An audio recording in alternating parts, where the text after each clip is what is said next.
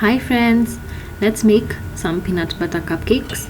I used half a cup of margarine, and if you have butter available to you, you can use that as well. Margarine is what's available to me, so I mix that up to incorporate some air, just basically whisking it for some time until you get a pale yellow color. The color changes, which means that you've incorporated some air into your margarine or butter. Then that's basically what you'll see me doing here for some time.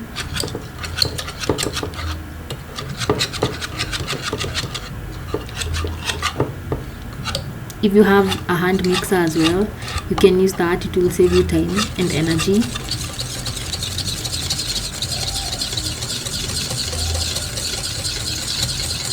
And it's okay if you're using a whisk, the margarine gets stuck between the whisk, so you have to get it out and whisk again to ensure even mixing throughout your margarine or butter. And it's important to mix your margarine or butter properly, because if you don't, the results will show. When you mix the other ingredients, your margarine will basically be floating in the butter, which will not distribute evenly into your cake or whatever it is you're trying to bake.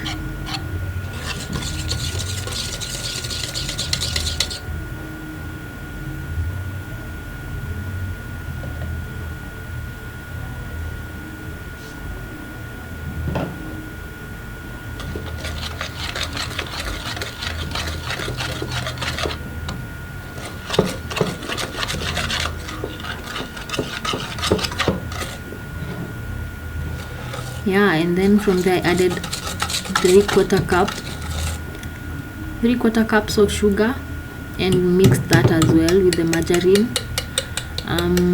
You mix it. I used granulated sugar. If you have powdered sugar or whatever form of sweetener that is available to you, you can use that. Mix that evenly until there are no patches of butter and clusters of sugar. It has to be a uniform paste.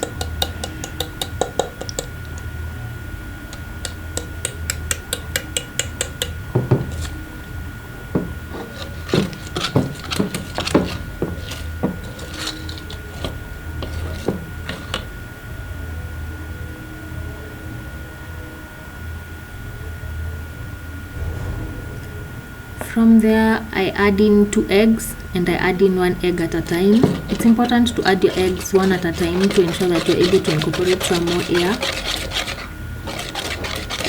because adding both of them at the same time will overwhelm the margarine and the air that you've incorporated into it. So you add in 1 egg at a time.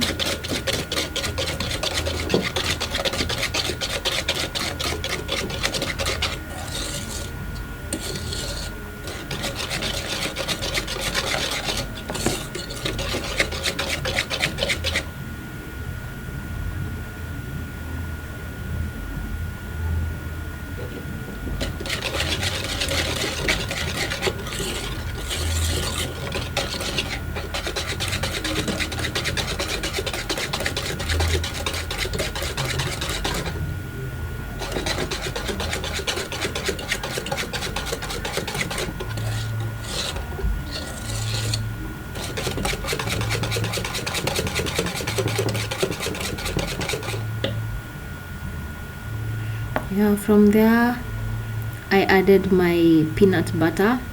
I added 3 tablespoons of peanut butter, and that works well.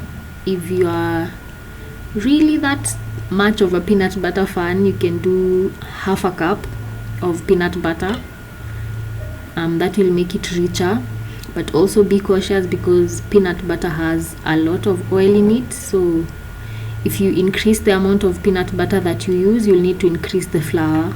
Otherwise, your cake will spill from the baking tin because of too much oil. but if you have a baking tin that's deep enough, it could work.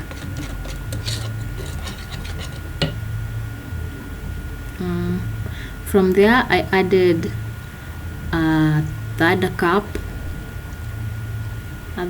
of milk and about a tablespoon of vanilla essence. Sometimes to me vanilla essence makes no sense. It's all scent and no taste. So if you have vanilla extract or the real vanilla bean, you could use that as well. And then I'm going in with 1.5 cups of flour. Ideally, you're supposed to alternate the milk and the flour for even mixing, but it really doesn't matter as long as you're keen as you mix and ensure no lumps and you stir evenly, then there should be no problem. As you can see, the batter looks a bit thick, but it needs to be thick like that. Otherwise, when you put it into your cupcake liners and it rises, it will probably spill if it's a lighter consistency. So you need a thick batter.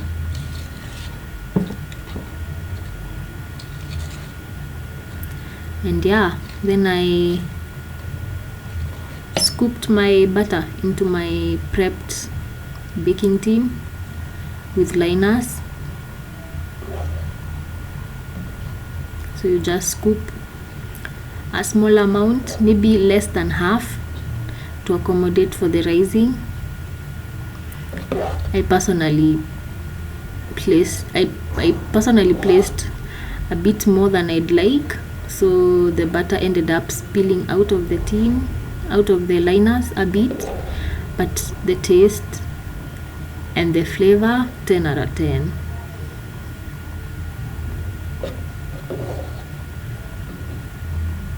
And yeah, you could also mix in some chocolate chips if you have that, because peanut butter goes great with almost anything.